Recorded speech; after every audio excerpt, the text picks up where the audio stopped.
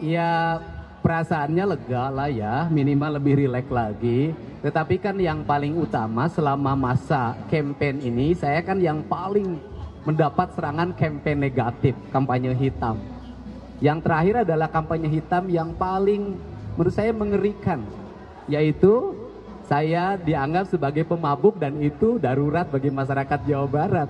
Padahal yang sebenarnya adalah saya mengambil minuman-minuman keras yang tidak ada orang berani menertibkan di pinggir jalan, kemudian dibawa ke rumah, dan kemudian di situ saya memparodikan bagaimana orang mabuk.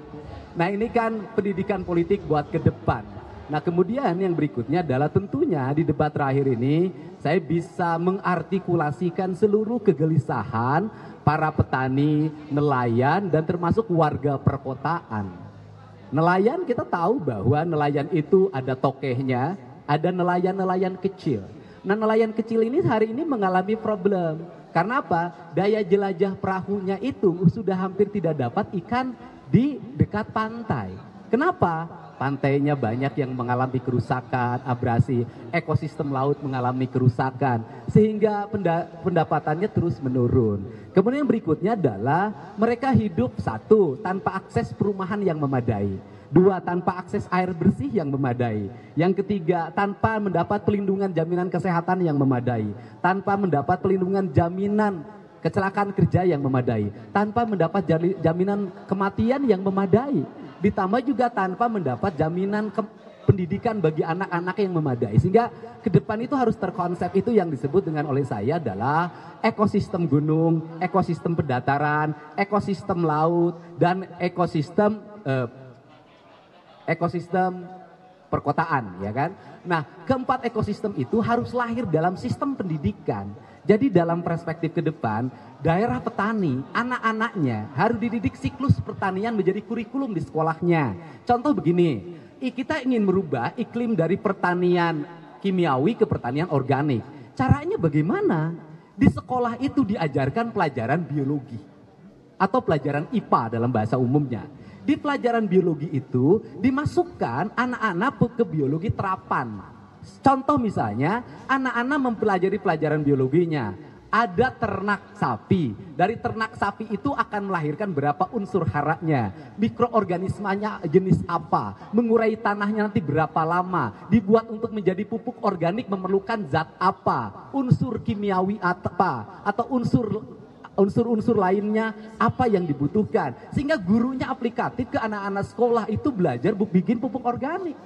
Setelah itu mereka belajar menanam. Setelah menanam diteliti pertumbuhan padinya dari 1 menjadi berapa. Kemudian misalnya dari 1 menjadi 30. Dari 30 melahirkan berapa ranggai ya, orang Sunda ranggai ya. Kemudian dari situ melahirkan berapa butir. Dari berapa butir itu melahirkan berapa gram. Itu pendidikan penelitian aplikatif bisa diterapkan di sekolah. Matematika bisa diterapkan begini menjadi matematika produksi. Luas tanah bapakmu berapa panjangnya, lebarnya berapa, berapa jarak tanam padi antara satu dengan yang lainnya. Dari jarak tanam padi itu akan melahirkan berapa dalam satu rumpun padi. Dari satu rumpun padi akan melahirkan berapa dalam satu petak. Sistem pendidikan yang berbasis produksi itu harus diterapkan. Kenapa? Hari ini nih anak-anak sekolah belajar matematika tetap aja boros. Belajar biologi, tetap aja dia jorok. Sampah misalnya, saya sudah menerapkan ya. Ini kayak saya yang ceritakan tuh pengalaman hidup saya. Misalnya sampah, anak-anak itu bisa dalam setiap hari untuk mengumpulkan sampah kimia, sampah plastik, non organik, sampah organik dipilah. Di sekolahnya dia pungut, kemudian dibuat apa nanti? Dibuat kursi, dibuat meja, dibuat batu bata. Ini bisa diterapkan, yang organiknya dibikin pupuk, jadi maggot, jadi makanan ikan.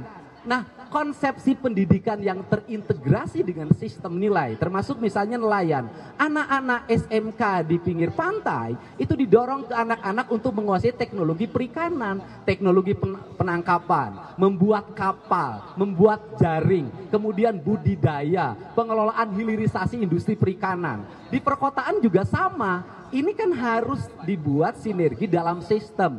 Problem kita hari ini adalah sekolah tidak hadir menghasilkan manusia yang paham terhadap lingkungan dan mengerti harus apa yang dilakukan. Inilah problem pendidikan, sehingga dalam perspektif ke depan saya akan mengintegrasikan seluruh program pembangunan itu dalam satu sistem nilai, dalam pembentuk karakter manusia, membentuk karakter lingkungan, dan pada akhirnya akan lahir produktivitas publik yang kuat.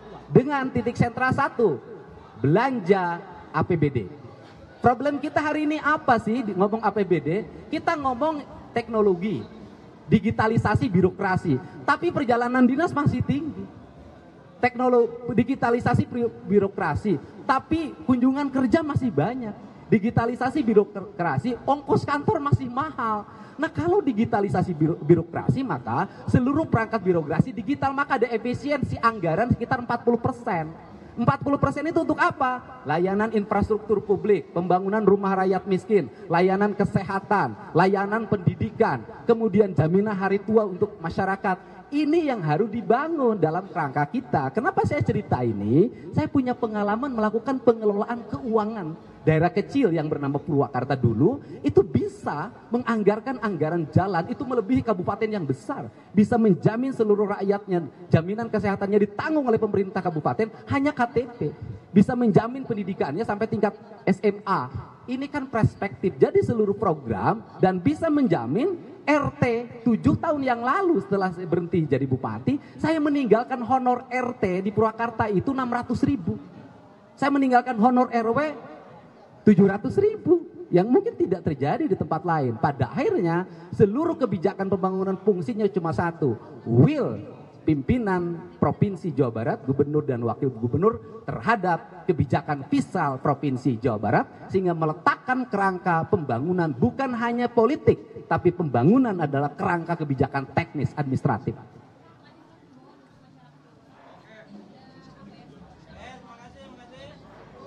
Ya, pada seluruh warga Jabar, 27 November 2024 hari Rabu, masyarakat kita bisa menentukan pilihan terhadap pemimpin ke depan.